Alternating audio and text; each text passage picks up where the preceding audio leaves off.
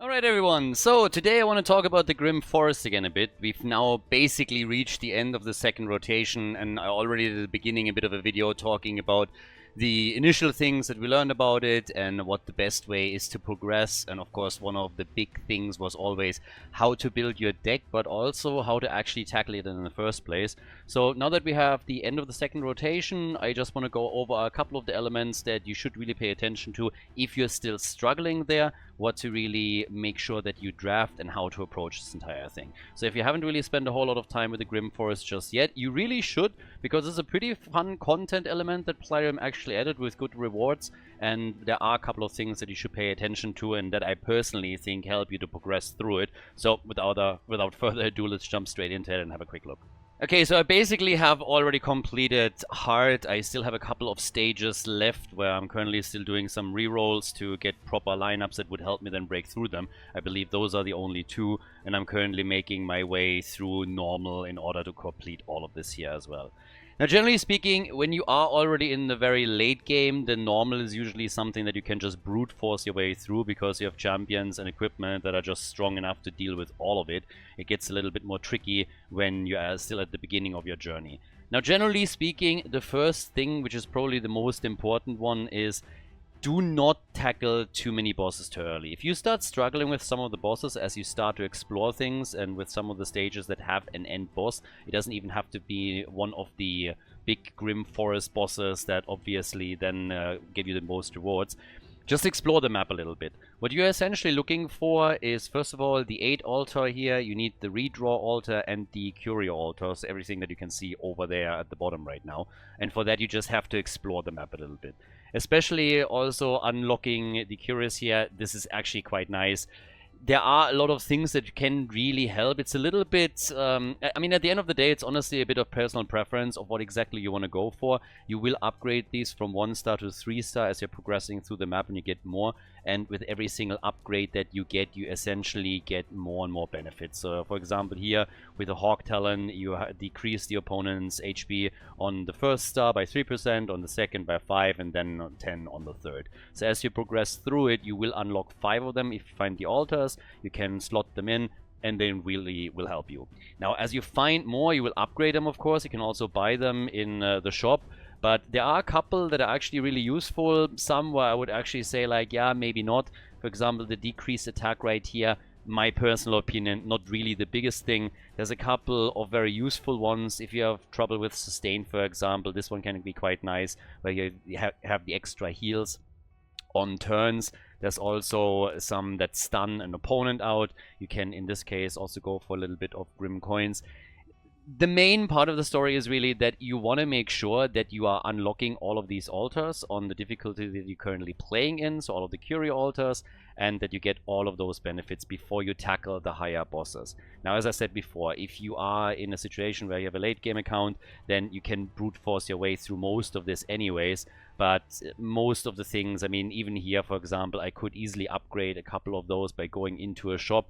But there are a few quite nice tools that you can have, where you can, for example, work with a stun and just tons of other things. So work around those advantages first. That's the first thing. As you progress through the stages, another thing that you obviously do is also unlock the cards.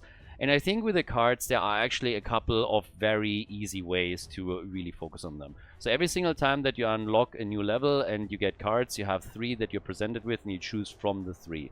Now, my rule of thumb at this point is honestly just, if there is a higher rarity card, I always pick that. So if, for example, you have 2 rare cards available and 1 epic, I always go for the epic. It's just a better reward when it comes to the stats. In a lot of cases, obviously, you are presented with 3 cards of the same rarity. And what I normally would advise to do is you go for a card that gives you speed. The 2 big things that I mainly look for when we're talking about the Grim Forest right now is honestly speed and resistance. Because the cool thing about all of the cards is you can get an enormous amount of resistance, which essentially means that if you're going into the later stages, you are completely unaffected by most of the debuffs that anybody can throw at you, which is just awesome. typically what most people neglect when they're looking at their own stats for their champions is actually resistance. Most people go for accuracy, they go for speed, they have their crit rate and their crit damage already set up. So those you rarely need. Ignore defense is always quite nice when you get some cards, but generally speaking, resistance is something that a lot of people neglect. And resistance usually comes with HP or defense, so if you have a card, like if you don't go for speed, I would always go for the resistance card, because essentially it makes the entire lineup just so much stronger. You don't get hit by debuffs, and it also just increases your HP or your defense, which is quite nice as well. Attack is probably the one that I avoid the most. As you can see here, I have a couple where I have an attack boost too, but that's mainly because they also came with a speed increase, and speed is still king in most areas. But attack is only affecting a couple of your champions. HP and defense affects all of them, and resistance again is something that will help your entire lineup as well. So I personally have, during all of this, always prioritized to either go for speed or to go for the resistance card, and always pick the higher rarity when there were a few available, and I've been faring extremely well with it. Once that you're going through a few stages and you're starting to upgrade, you will very, very quickly see that you are heavily unaffected by what's going on, what your opponent throws against you. You have to, of course, still survive through the damage, but that's basically it. So my advice would always be explore the map first, don't tackle the bosses too early if you don't know 100% that you can take them down, and then just play around that. Another thing that I learned pretty late, and I think most of you have probably picked that up already, but there is a chance that a few of you don't know that. The redraw tokens that you get 4 per day. If you have everything unlocked, they're per day. It took me way longer than I'm willing to admit. I honestly thought for a long time that those redraw tokens were actually for the entire Grim Forest. So again, most likely something that all of you already know, but in case that some of you actually don't, you can use them per day, and you should try it just to go through the lineups a little bit. Now, generally speaking, there are, outside of the bosses and everything, there's obviously two things that most people are talking about. One is the treasure masters here, or the trove master, and the treasure goblins, and the other one are the mimics. Now, for the treasure goblins, what has worked in most cases for me actually really well is, first of all, if you have anybody that does damage based on max HP, that's usually what you want to throw in here. I thankfully have a Krisha and also have Knut, so I can really do a lot of damage with those two alone. In most cases, what you're really doing well with, especially if you're struggling early on, is if you have one reviver, whoever that might be. Could be, in this case, it's Senna, but I have my Duchess in here. I have pretty much all of the revivers. We can look at the lineup a little bit later that I utilized. And then either a second reviver or somebody that just heals. So usually I go for 2 support types and 3 damage dealers. In most of the cases, that really helps me to get enough damage for the best reward. When we're talking about this here, obviously a little bit easier to deal with when you're doing it on normal than on hard. But as a general rule of thumb, I've been faring pretty well with that. You normally don't get killed by the shield, by the counter damage that comes through it, and you have enough damage to get the rewards. There are a couple which is a little bit trickier. So for example, I still have not, no, hard mode, yes. I still haven't unlocked this bad boy over here. For him, I need 35 million. I've done that in the past, but the last time that I did it, I only arrived to 23 million. So I need to have a little bit more luck with the champions that I draw here. So this is currently what my redraw tokens go into. If I don't get a Krisha and Knut, it's going to be pretty difficult for me to get to those damage numbers. So that's why over the next couple of days, I will just use the redraw tokens every single time to try and get to that point. But as a general rule of thumb, again, 2 defense champions, 1 revive at a minimum, maybe a second one, usually gives you enough to take them down. Mimics, that's a little bit different. Now, with Mimics, obviously, the one with the highest crit damage gets always slobbered up by that chest. But what you're trying to do here is you can either go full damage if you have enough, or you put just 1 defense champion in, and then the rest is damage. What's really key here is that you get a heal reduction going. Now, Morgraine here, she's obviously amazing. If you have her, you've already won. You just put her in and you will get every single Mimic with ease, because she's always going to apply that towards the Mimic, and then with a heal reduction, you have no problem just taking that thing down. If you do not have heal reduction, in this case I have, for example, also a second heal reduction on the same team, but you can essentially use any one that has a heal reduction. Archmage, or I think Archmage Pintroy or whatever his name is. I use him as well on one of my free-to-play accounts because I have him here. So any kind of heal reduction that you draft into your deck is going to help. The other option is that you're just out DPSing the heal, which means that you need some really strong DPS. You want to have some speed increase on your side, and you ideally want to also slow down the Mimic with a speed decrease. So those are basically the two approaches to go into the two types of enemies that you will face a lot here.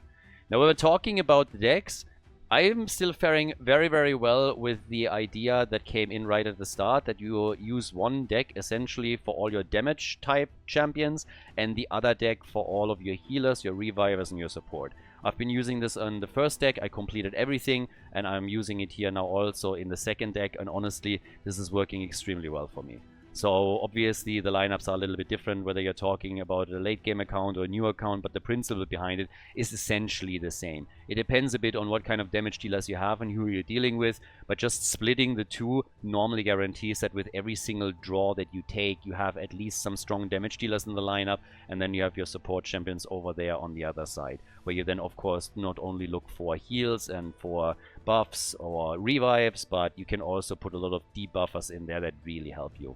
And obviously, the more revivers you have, the better, and the less you are just reliant on luck. But the one thing that really helped me, at least on the free-to-play account the most, is just really the advice to roam the map a little bit. Just explore what you can beat, try and go through the levels, unlock the cards, unlock all of the extra tools. If you have to go to the vendor, for example, and upgrade some of the things here, like, that's totally fine. Get yourself a couple of curios. If you have ones where you say, okay, these are really worth it for me, this is something that really helps, then just go for it. For me, personally, I have to admit that one of the things that I kind of liked was always the stun. It's a little bit of an RNG-based thing, obviously, but if you get that random stun in and you can upgrade that to 3, there are a lot of stuns that are coming out that are completely undodgeable by the opponent, essentially. And then even on a very tough way, if you can run it a couple of times and if you get the right stun at the right time, you will still be able to break through this. So it's something that might be worth investing to, but I would always push that towards the end of the Grim Forest phase, and not really right at the beginning. So that worked actually pretty well. Generally speaking, I really like the content. I really like the Grim Forest. It's a lot of fun. It's way more fun for me than the Cursed City. The rewards are great. So if you haven't really put any time into it, I heavily recommend that you do. There's nothing to lose here. There's only gains. And again, if you are following the small pieces of advice that I dished out in the video, you should have a lot of success there. Now, if there's anything that you struggle with, where you say like, hey, this is still tricky, or I'm struggling because of this reason, drop it into the comments. I'm happy to address it. I'm very sure that there's a few elements that I might not really have thought about that might not apply to me because I don't have trouble with it myself. So if you need any additional pointers, just let me know, and I'm happy to address that and make a video about it. So if you made it this far in the video, it would be awesome if you could give it a like, and thank you very much for watching, and I'll see you guys in the next one. Good luck with the next Grim Forest rotation that is soon going to come, and obviously I hope that the RNG gets you through that and have some great pulls in the meantime. I think we have a couple of events coming up with that too. Either way, see you in the next one. Thanks for watching today.